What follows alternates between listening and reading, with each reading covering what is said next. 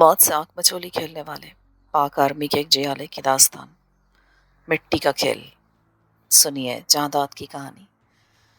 जो अपने मुल्क दुश्मन को तो शिकस्त देकर आ गया था, लेकिन वतन के अंदर दुश्मन उसके मुंतजर थे। बेगुनाह और मासूमों के लहू से होली खेलने वाले दहशतगर्दों का इबरतनाक किस्सा। ये कहानी आपको मेरे दूसरे चैनल उर्दू ओरिजिनल पर सुनने को मिलेगी और इसकी प्लेलिस्ट का लिंक मैं डिस्क्रिप्शन बॉक्स में दे रही हूँ, तो जल्दी से वहाँ आएँ और इस कहानी को मेरे साथ एंजॉय करें। एपिसोड 64। उमर हयात के चेहरे पर तजब्जुब था। वो चंद लम्हों तक सोचता रहा, फिर लंबी सांस लेकर बोला, जिन पत्तों पर तकिया हो वही हवा देने लगे तो पाँव खड़ जाते हैं।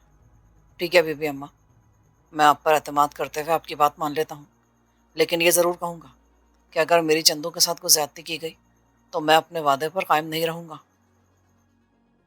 माँ ने एक नज़र अपनी सुर्खी माइल कलाई को देखा, जिस पर बेटे की मजबूत गिरफ्त थी।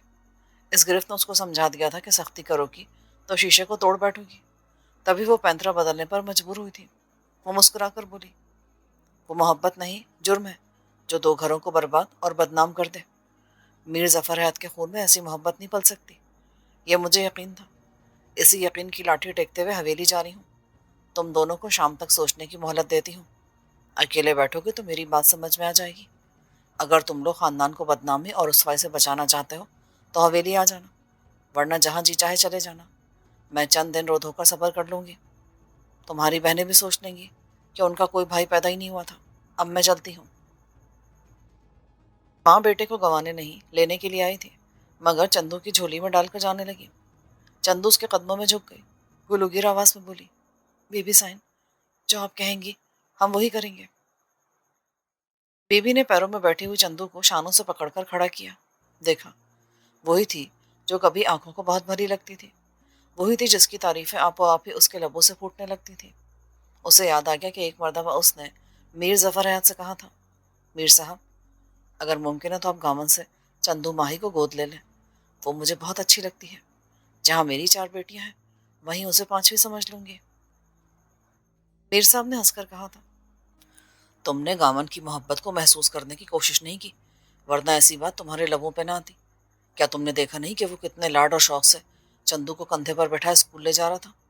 वापसी पर मैंने तुम्हें दिखाया था कि गामन किस तरह बेवकूफ़ों की तरह एड़ियाँ उठा उठा कर स्कूल की 4 दीवारी के ऊपर से अपनी चंदू को पढ़ते हुए देख रहा था।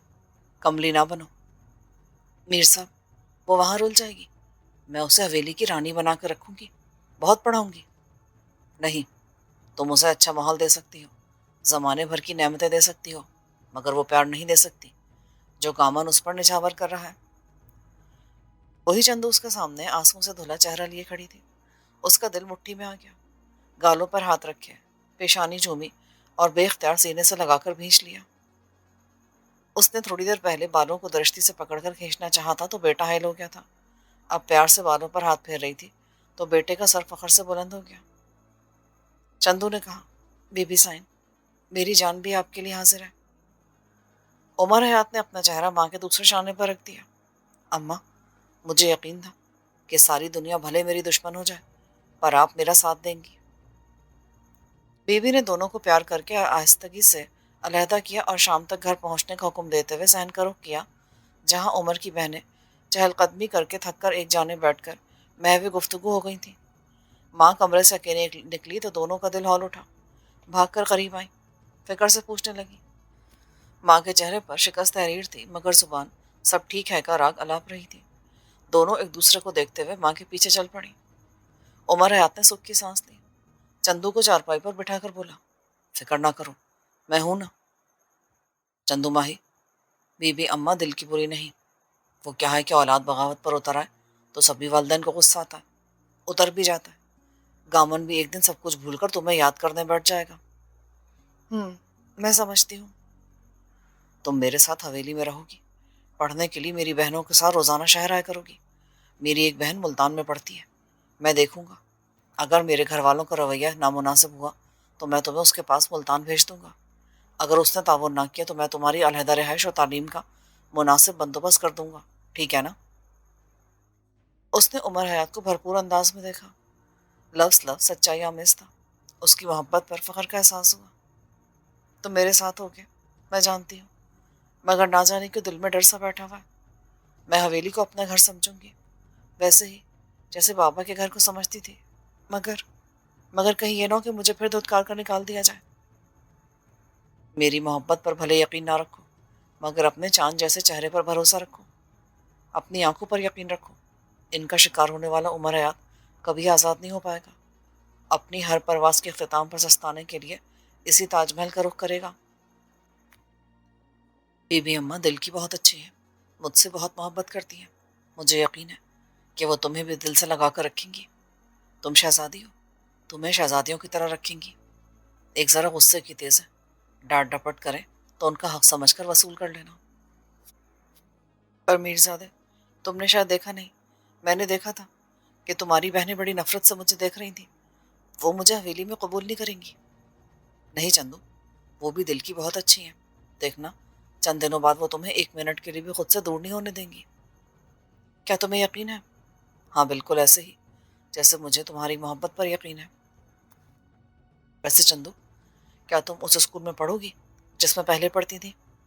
وہی جس کے گیٹ پر سے میں نے تمہیں پک کیا تھا۔ او ہاں، مگر میں تو اسکول میں نہیں جانا چاہتی، کیونکہ ہیڈ مسٹر صاحبہ اور میری کلاس میٹس مجھے تانے دیں گی۔ کیوں؟ تم نے ایسا کیا کیا ہے؟ وہ سوچ میں پڑ گئی۔ اس نے کچھ نہیں کیا تھا، مگر وقت نے اس کے گلے میں بدنامی کا توق ڈال دیا تھا۔ اس اسکول میں اسکول بیگ اٹھا کر داخل ہونے کا خیال بڑا روح فرسا تھا۔ کیا کچھ ہے یا نہیں، پر بدنام تو ہو گئی ہو نا۔ اوکے، کہ کوئی پرابلم نہیں۔ شہر میں اور بھی کئی گرلز اسکول موجود ہیں، پرائیویٹ ادارے بھی ہیں۔ جس اسکول میں فائزہ پڑھتی تھی اس کا ماحول مجھے بہت پسند ہے، وہیں داخلہ لے دوں گا تمہیں، ٹھیک ہے؟ فائزہ اس کی تیسرے نمبر والی بہن تھی۔ اس نے 9ویں کلاس میں ہی بغیر کسی وجہ کے تعلیم کو خیر بات کہہ دیا تھا۔ اسے اصول تعلیم سے بالکل رغبت نہیں تھی۔ چندو خوش ہو گئی۔ اس شام کے اترتے ہی وہ عمر حیات کے پیچھے چلتی ہوئی ڈرتی ڈرتی حویلی میں داخل ہوئی۔ بی بی سائن نے سر پہ ہاتھ پھیرا۔ عمر حیات کی بہنوں نے سرد نظروں سے گھورا۔ اس کی حیثیت اس پر عیاں کرنے کی کوشش کی۔ عمر حیات نے سمجھایا تھا کہ چند دنوں میں سب کچھ ٹھیک ہو جائے گا۔ یہی سوچ کر اس نے نظریں جھکا لیں۔ آنکھوں جل، پہاڑوں جل، چبھنے والی نظریں ہٹ گئی۔ بی بی نے باری باری سبھی بہنوں سے کہا کہ وہ چندو کو اپنے کمرے میں لے جائیں۔ وہ چندو کو بیٹیوں کی طرح علیحدہ کمرہ دینے سے گریزا تھی، کیونکہ گھر میں چور بیٹھا تھا، کائیاں چور، جو تنہائی کا فائدہ اٹھا کر سب کی آنکھوں میں دھول جھونک کر علیحدہ کمرے سے بہت کچھ چرا کے لے جا سکتا تھا۔ یہی سوچ کر اس نے سبھی پر زور دیا۔ بڑی بہن کا نام صفیہ تھا، ملتان کے کالج میں پڑھتی تھی۔ اس نے منہ بنا کر کہا، بی بی اماں، آپ جانتی کہ میں کسی کی موجودگی میں نہیں سو سکتی، آپ اسے نورین کے یہاں ٹھہرا دیں۔ اس سے چھوٹی نورین تھی، شجاع آباد کے کالج میں پڑھنے جاتی تھی۔ وہ تنک کر بولی، اماں، بہتر یہی ہوگا کہ اس کے لیے ایک سرونٹ کوارٹر خالی کروا لیں۔ سب سے چھوٹی مصباح، جسے گھر میں صبا کہا جاتا تھا، نخوت سے بولی، میرے ایگزام سر پر ہے، اگر مجھے ڈسٹرب کیا گیا نا تو میں فیل ہو جاؤں گی، پھر کوئی مجھ سے شکایت نہ کرے، ہاں۔ چندو تضحیک اور اہانت کے بار تلے دبی باری باری کنکیوں سے عمر حیات کی بہنوں کو دیکھ رہی تھی۔ بی بی سائی نے فائزہ سے کہا۔ وہ دلچسپی آمیز نظروں سے چندو کو دیکھ رہی تھی۔ بولی، میرا کمرہ سب سے چھوٹا ہے، مگر میرا دل سب سے بڑا ہے۔ اس کا بیڈ میرے کمرے میں لگا دے، مجھے کوئی اعتراض نہیں ہوگا۔ بی بی نے اطمینان کی سانس لی، نوکرانی کو اشارہ کیا۔ وہ گھٹنوں پر ہاتھ رکھ کر اٹھی اور سیڑھیوں کی طرف بڑھ گئی۔ فائزہ نے چندو کا ہاتھ تھاما۔ چلو اپنے کمرے میں چل کر باتیں کرتے ہیں، یہ تو ظالم سماج ہے، زیادہ پڑھ لکھ گیا ہے، اس لیے ان پڑھ دل کے جذبات نہیں سمجھتا۔ چندو نے بی بی اور عمر حیات کو باری باری اجازت طلب نظروں سے دیکھا۔ اجازت مل گئی۔ فائزہ چہکی، چلو نا، میں بھی تو دیکھوں کہ آخر بھائی کی آنکھوں نے ایسا کیا دیکھ لیا کہ بے ایمان ہو گئی۔ بی بی نے ملامت انگیز نظروں سے گھورا تو وہ دبی دبی ہنسی اچھالتی ہوئی چندو کو کھینچتی ہوئی نوکرانی کے پیچھے چل دی۔ اس کا کمرہ فرسٹ فلور پر سب بہنوں کے آخر میں تھا۔ میر ظفر حیات نے چاروں بہنوں کے کمرے ایک ہی سیٹ میں تعمیر کرائے تھے۔ فائزہ کا کمرہ 10 بائی 12 فٹ کا تھا۔ کمرے کے عقبی حصے میں ایک طرف باتھ روم جبکہ دوسری طرف ڈریسنگ باکس واقع تھا۔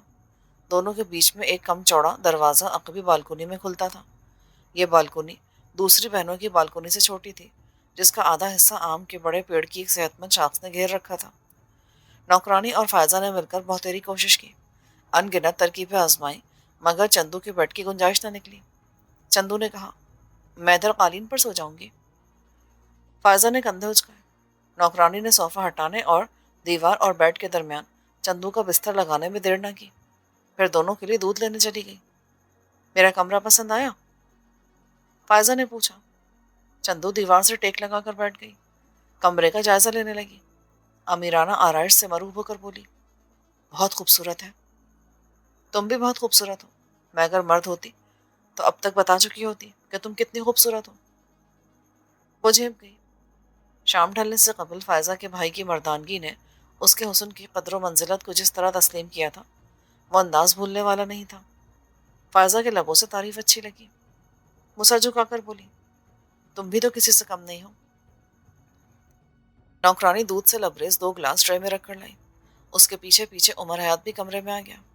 وہ صوفے پر گرنے کے سے انداز میں بیٹھ کر بولا، کیا گھر میں کوئی اور بیڈ نہیں تھا؟ ایسی بات نہیں ہے بھائی، دراصل کمرہ چھوٹا ہے، دوسرے بیڈ کی جگہ نہیں بنی، اس لیے قالین پر بستر لگانا پڑا، مگر تمہیں پریشان ہونے کی ضرورت نہیں۔ ایک رات چندو نیچے سوئے گی، دوسری رات میں۔ کہتے ہیں فرش پر سونے سے ریڑھ کی ہڈی مضبوط ہوتی ہے، کیوں چندو؟ اس نے تنبیہی انداز میں سر ہلایا۔ فائزہ، اس کا خیال رکھنا، اسے تنگ نہ کرنا، ورنہ میں تمہاری چٹیاں کھینچ لوں گا۔ تنگ تو کروں گی، ضرور کروں گی، تم کر لو جو کرنا ہے۔ ایک بات ہے جس کی خوشی ہو رہی ہے کہ چندو کے بہانے صحیح تم نے میرے کمرے میں قدم تو رکھا۔ امید ہے کہ آئندہ بھی بہانے بہانے سے آتے رہو گے۔ عمر حیات چندہ میں کھڑا فائزہ کو بے بسی آمیز انداز میں دیکھتا رہا، پھر پلٹ کر نظروں سے اوجھل ہو گیا۔ چندو بھوکی تھی، سونے کے لیے لیٹی تو آنکھوں سے نیند روٹ گئی۔ فائزہ پہلو کے بل لیٹی اسے بغور دیکھ رہی تھی۔ اس نے چندو کی بے چینی محسوس کر لی۔ لگتا ہے تم نے شام کا کھانا نہیں کھایا۔ ہاں۔ فائزہ اتری اور دروازہ کھول کر کچن کی طرف چلی گئی۔ 10-15 منٹ بعد اس کی واپسی ہوئی۔ وہ اس کے لیے کھانا گرم کر کے لائی تھی۔ چندو کے سامنے ٹرے رکھ کر اس کے بستر پر آلتی پالتی مار کر بیٹھ گئی۔ باتیں کرنے لگی اور اپنے بارے میں بتانے لگی کہ اسے کیا پسند تھا اور کیا ناپسند۔ وہ خاصی چالاک اور زود فہم لڑکی تھی۔ ایسی لڑکیاں پڑھائی میں بہت اچھی ہوتی ہیں، مگر اس نے نہ جانے کیوں پڑھائی چھوڑ دی تھی۔ اس نے گفتگو میں احتیاط ملحوظ رکھی کہ کوئی ایسا موضوع زیر بحث نہ آئے جو چندو کو دکھی کر دے۔ وہ چندو کو ذہنی کوفت یا شرمندگی دینے سے گریزاں دکھائی دیتی رہی۔ کھانے سے فارغ ہوئی، باتھ روم گئی۔ باہر نکلی تو بالکونی کے کھلے دروازے نے متوجہ کر لیا۔ دیکھا تو فائزہ ریلنگ پر جھکی دکھائی دی۔ کمرے کی ٹیوب لائٹ کی روشنی آم کے پیڑ تک پھیلتی تھی۔ آگے اندھیرا تھا۔ فائزہ اجالا اور اندھیرے کی پیوستگی کے مقام پر دوپٹے سے بے نیاز کھڑی تھی۔ اس کے غیر تراشیدہ بال بہت گھنے چمکدار سیاہ تھے جو ہوا سے اڑ کر اس کی کمر پر ناگن کی طرح بل کھا رہے تھے۔ چندو بے اختیار بالکونی میں آ گئی۔ وہ دھیرے سے بولی، فائزہ، تمہارے بال بہت لمبے ہیں۔ فائزہ چونکی۔ ہاں، بی بی جمعے کے جمعے میرے بال لسی اور ملتانی مٹی سے دھوتی ہیں۔ کیا سبھی بہنوں کا سر ویسے دھوتی ہیں؟ نہیں، صرف میرے بال۔ باقیوں کو بال بڑھانے کا شوق نہیں ہے، بڑی باجی کٹواتی ہیں، چھوٹی کے بال دو منہے ہو کر ٹوٹ جاتے ہیں۔ تاجہ ہمیشہ چندو کے بال لسی اور ملتانی مٹی سے دھویا کرتی تھی، کبھی کبھی جامن کے پتے چٹنی کی طرح کوٹ کر ملتانی مٹی میں ملا لیا کرتی تھی، اس سے بالوں کی چمک میں سونا پگھل کر شامل ہو جاتا تھا۔ وہ حسرت سے بولی، میرے بالوں کو میری اماں ایسی دھویا کرتی تھی۔ فائزہ نے اس کا دوپٹہ کھینچ لیا، بال کھول کر ہاتھوں پر لیتے ہوئے پیار سے بولی، واؤ، کتنے نرم ہے یہ، ریشم کے سچے تار۔ فکر نہ کرو، میں تمہارا سر دھو دیا کروں گی۔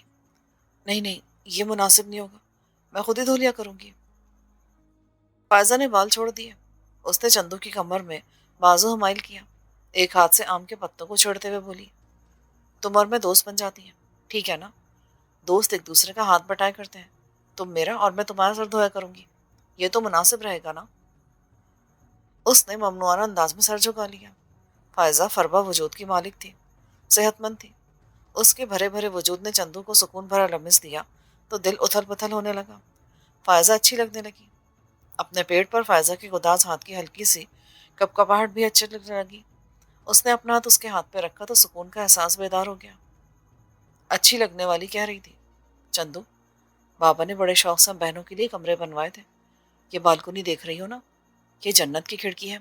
ابھی اندھیرا ہے، صبح کے اجالے میں یہاں کھڑی ہو کر ان درختوں کو، تحد نگاہ پھیلی ہوئی سبز فصلوں کو اور لان کے پھول پودوں کو دیکھو گی تو حیران رہ جاؤ گی، دل خوش ہو جائے گا۔ عام طور پر بڑی خوشگوار ہوا چڑھتی رہتی ہے، مگر جن دنوں فصلوں پر اسپرے کا سیزن ہوتا ہے تب یہاں نہیں کھڑا ہوا جاتا، بہت بو آتی ہے۔ اور چندو، یہاں ایک بہت بڑی کمی ہے جس کی وجہ سے سارا نظارہ ایک دم بے معنی سے لگنے لگا ہے۔ کون سی کمی؟ یہاں سارا دن کھڑی رہتی ہوں مگر کوئی آدم ذات دکھائی نہیں دیتا، دل انگنت سوال کرتا ہے، جواب دینے کوئی نہیں آتا۔ بھلا درختوں سے کیا باتیں کی جا سکتی ہیں؟ بھلا گونگے بہرے پھولوں کے حسن کی تعریف کب تک کی جا سکتی ہے؟ فائزہ بہکے بہکے انداز میں بول رہی تھی، کیا تم چاہتے ہو یہاں کوئی ایسا ہو جو پھولوں کی تعریف کرے؟ فائزہ چونکی، یہ تم نے کیا کہہ دیا؟ کس پھول کی بات کری ہو؟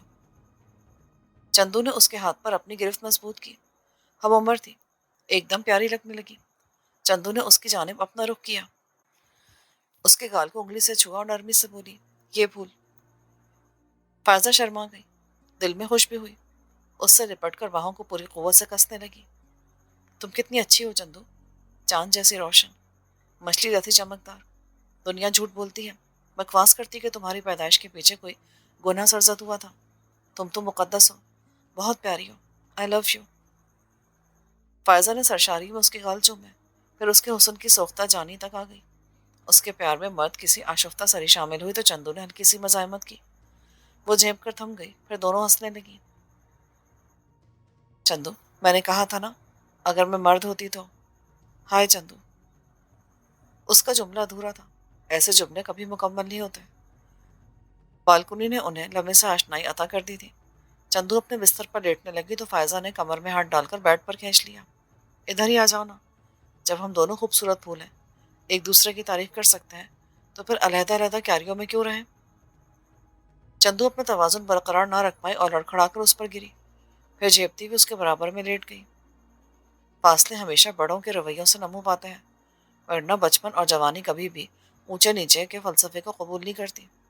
چندو پہلی رات کی جھجک، حویلی والوں کے رویوں، خوف اور اپنے مستقبل کے اندیشوں میں گھری ہوئی تھی، تبھی اس کی رات سوتے جاگتے گزری۔ فائزہ بڑی تن آسانی اور فراغ قلبی سے سونے کی عادی تھی، دونوں دن چڑھے بیدار ہوئی۔ فائزہ گھبرا کر بولی، ہائے اللہ، آج تو نماز بھی رہ گئی۔ چندو نماز نہیں پڑھتی تھی، اس کی گھبراہٹ دیکھ کر دل ہی دل میں شرمسار ہوئی۔ فائزہ اس کے چہرے کے بدلاؤ سے دلی کیفیت تاڑ گئی، کیا تم نماز نہیں پڑھتی؟ نہیں، پڑھتی تو ہوں، مگر کبھی کبھی۔ اس نے آدھا سچ آدھا جھوٹ بولا، آئندہ پڑھا کرنا، ہمیں پتہ بھی نہیں چلتا، اور زمانے کی گندگی ہماری روح کو آلودہ کر دیتی ہے، نماز جسم اور روح کو پاکیزہ کر دیتی ہے۔ یہ بات ہم سے اکثر بابا کہا کرتے تھے۔ میرے بابا بہت اچھے تھے، ہر صبح بہنوں کے کمروں میں آیا کرتے تھے، جگا کر نماز پڑھنے کا حکم دیتے تھے، مگر اب یہاں کوئی نہیں آتا۔ اتنے میں دروازے پر دستک ہوئی، فائزہ نے دروازہ کھولا، بھائی کو دیکھ کر شرارت سے ہنسنے لگی۔ عمر حیات نے آنکھیں دکھائیں، بھائی اداس ہو گئے نا ایک ہی رات میں؟ سچی بات تو ہے کہ چندو چیز ہی ایسی ہے، میں نہ کہتی تھی کہ اب تم بہانے بہانے سے یہاں آیا کرو گے؟ اس نے مصنوعی غصہ دکھایا، بکواس کرتی رہتی ہوں، شرم کیا کرو، میں تو یہ بتانے کے لیے آیا تھا کہ چندو کا سامان میری پوٹوہار میں پڑا ہے، رات کو یاد ہی نہیں رہا، ورنہ نکلوا کر کمرے میں بھجوا دیتا۔ بھائی، یہ بتانا ضروری تھا کیا؟ نوکر سے کہہ دیتے تو سامان وہ لا کر یہاں رکھ دیتا۔ اب ہم کیا آپ کی یاد دہانی پر دارے میں جائیں اور جیب سے سامان نکال کر لائیں؟ چندو نے مسکرا کر اپنے دیوانے کو دیکھا اور پلٹ کر جلدی سے باتھ روم میں گھس گئی، جبکہ عمر حیات کو فائزہ نے زج کر کے دروازے پر سے لوٹا دیا۔ چندو باتھ روم سے نکلی، بوڑھا نوکر چارے والی پلی میں اس کا سامان باندھ کر لایا تھا، قالین پر رکھ کر وہ پلی فارغ کرنے لگا۔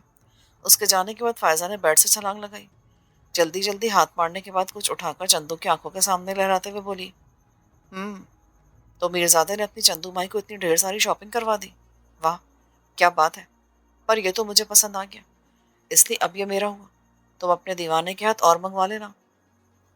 چندو نے جھیپ کر رخ پھیر لیا، سب کچھ تمہارا ہے، جو جی میں آیا رکھ لو۔ رات سوچوں میں گزری تھی، پہلے دن کا اجالا کئی سہانی تعبیریں دکھا کر چھیڑنے لگا تھا۔ حویلی میں دسترخوان کی روایت کئی پشتوں سے بلا تعطل چلی آ رہی تھی۔ بڑے برآمدے کے گوشے میں دبیس قالین پر دسترخوان سجایا جاتا تھا، جہاں حویلی کے سبھی افراد دن میں 3 وقت مجتمع ہوا کرتے تھے۔ فائزہ اور چندو کے نیچے اترنے سے پیشتر ناشتے کی چوکی اٹھ گئی تھی، مگر نوکرانی نے دونوں کو ناشتہ دسترخوان پر دیا، ساتھ میں سمجھا بھی دیا کہ آئندہ دیر ہوگی تو دوپہر تک بھوکا رہنا پڑے گا۔ چندو کو دیکھ کر صفیہ بال سنوارتی بھی وہاں گئی. پوچھنے لگی کہ اس کے چہرے پر نیل کیوں پڑے ہوئے تھے. وہ سر جھکائے ناشتے میں مشغول رہی. فائزہ نے اس کا دفاع کرنے کی کوشش کی تو صفیہ نے ڈانٹ دیا. ایسے وقت میں جب وہ ناشتہ ادھورا چھوڑ کر اٹھنا چاہتی تھی، بی بی کمرے سے نکل کر صحن کی طرف جاتے جاتے برآمدے میں رک گئی. صفیہ کو مخاطب کرتے ہوئے بولی، مجھے تمہارا رویہ اچھا نہیں لگا صفیہ. گھر آئے مہمان کو دل میں جگہ دینا ہماری خاندانی روایت کا حصہ ہے. بھول گئی؟ میر صاحب کہا کرتے تھے کہ اگر دشمن بھی چل کر گھر آ جائے تو اس کی دل شکنی نہ کی جائے. پر اماں، گھر آئے مہمان کی بات اور ہے، بن بلائے مہمان کا مقام اور ہے. آخر آنے والے کی اوقات بھی تو دیکھنا پڑتی ہے. چندو کے حلق میں نوال اٹک گیا. جھٹکے سے سر اٹھایا. کچھ کہتے کہتے رک گئی.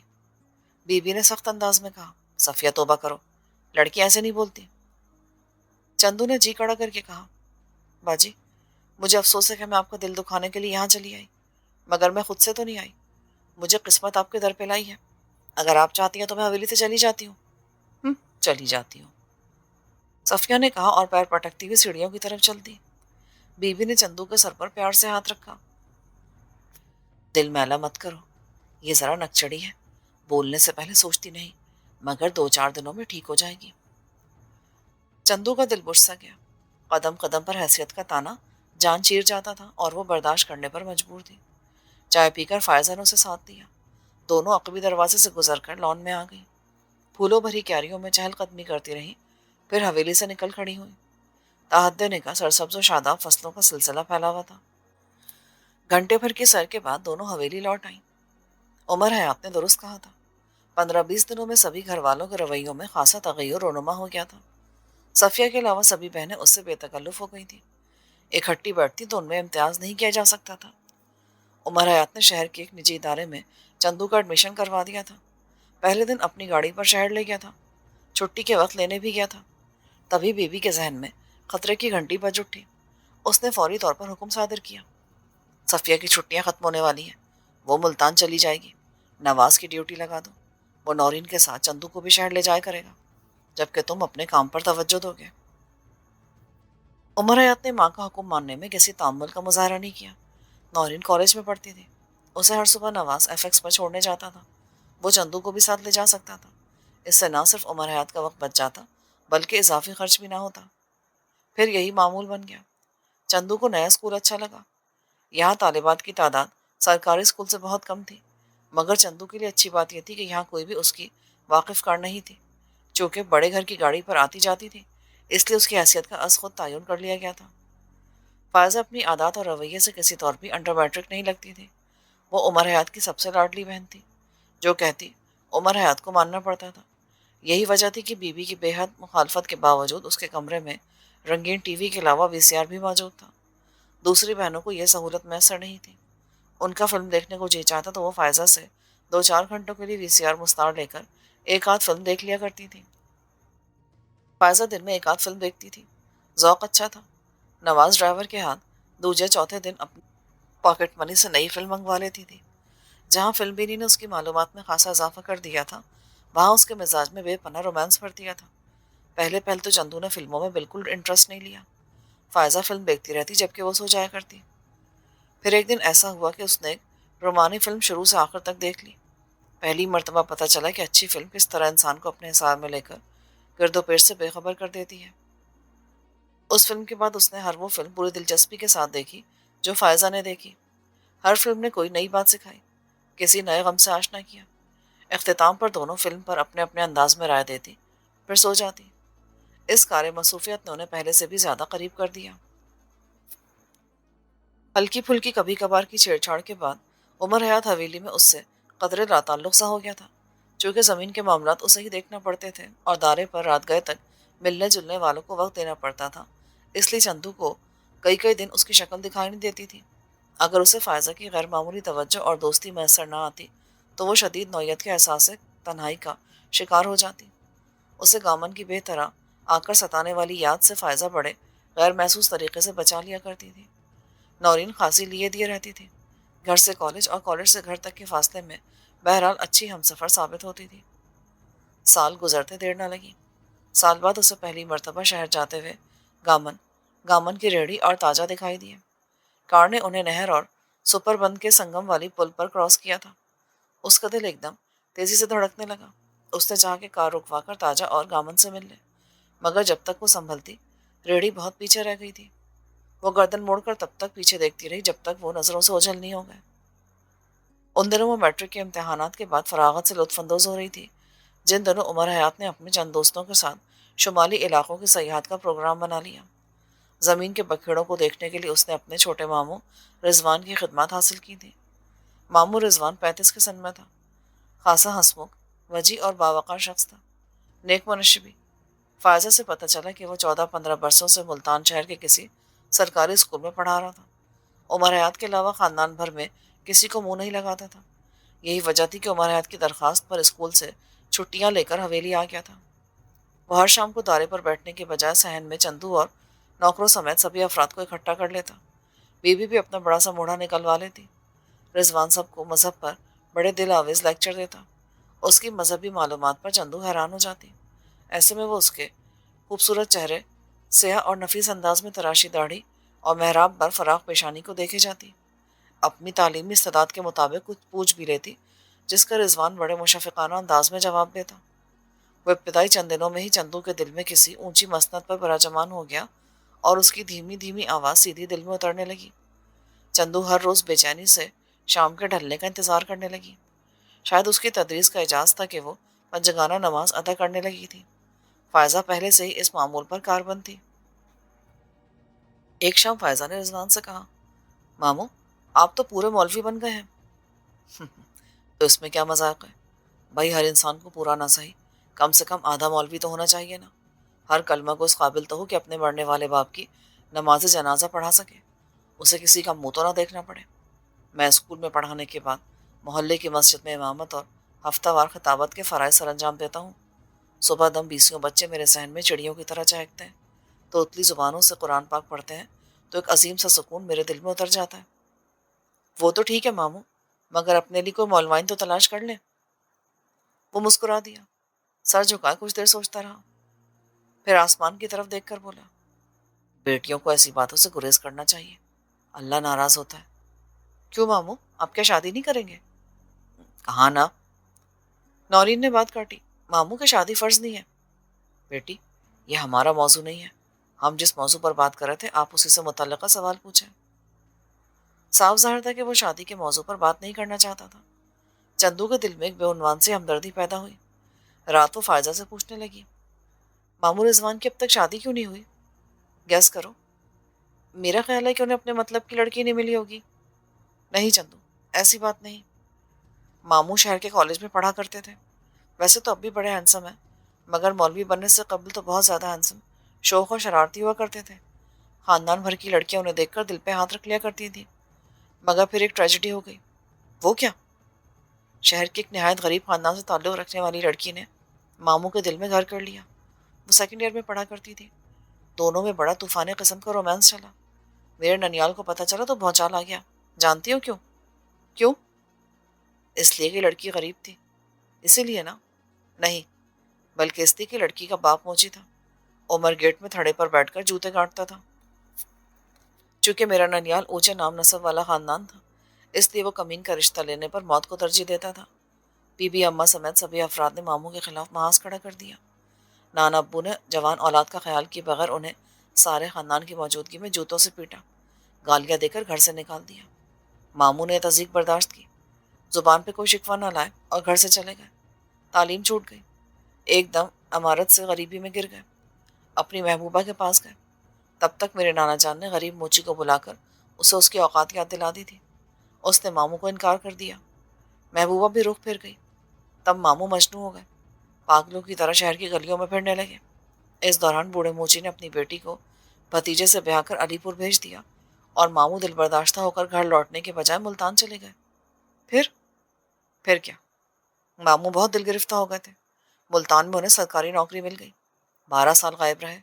2-3 سال قبل انہیں نانی اماں تلاش کر کے گھر لے آئیں۔ وہ ایک رات گھر رہے، پھر واپس چلے گئے۔ اس کے بعد سال 6 ماہ میں ایک آدھ چکر لگا لیتے ہیں گھر کا۔ ہمارے گھر بھی آ جایا کرتے ہیں۔ بابا سمیت خاندان کے ہر شخص نے بہت کوشش کی کہ وہ شادی کے لیے راضی ہو جائیں، پر وہ نہیں مانے۔ شادی کا تذکرہ ہوتے اٹھ جاتے ہیں یا سختی سے روک دیتے ہیں؟ تو کیا وہ ساری عمر ایسے ہی رہیں گے؟ لگتا تو یہی ہے۔ کیا خیال ہے ہم ٹرائی کر کے دیکھیں؟ ہو سکتا ہے کہ وہ مان جائے۔ چندو نے جھجکتے ہوئے پوچھا۔ Very good idea. اگر ہم انہیں منانے میں کامیاب ہو جاتی ہیں تو بلا شبہ خاندان میں ہماری دھاک بیٹھ جائے گی۔ خیر یہ تو الگ بات ہے، مجھے تو وہ بہت پیارے انسان لگتے ہیں، تبھی یہ خیال میرے دل میں آیا۔ اوکے ڈارلنگ، فائزہ نے قدا سے آنکھیں چندیا کر کہا اور ٹی وی کے ریموٹ کنٹرول سے کھیلنے لگی۔ دیکھتے ہی دیکھتے وہ کسی گہری سوچ میں مستغرق ہو گئی، پھر ایک جھٹکے سے اٹھ بیٹھی۔ چندو، پرسوں سے نئی مووی آئی پڑی ہے، دیکھنے کا خیال ہی نہیں رہا، کیا خیال ہے عیاشی کر لی جائے؟ چندو فوراً ہی اس کی ہم خیال ہو گئی۔ اس نے قالین پر بیٹھ کے نیچے سے ویڈیو کیسٹ نکالی اور وی سی آر میں ڈال دی۔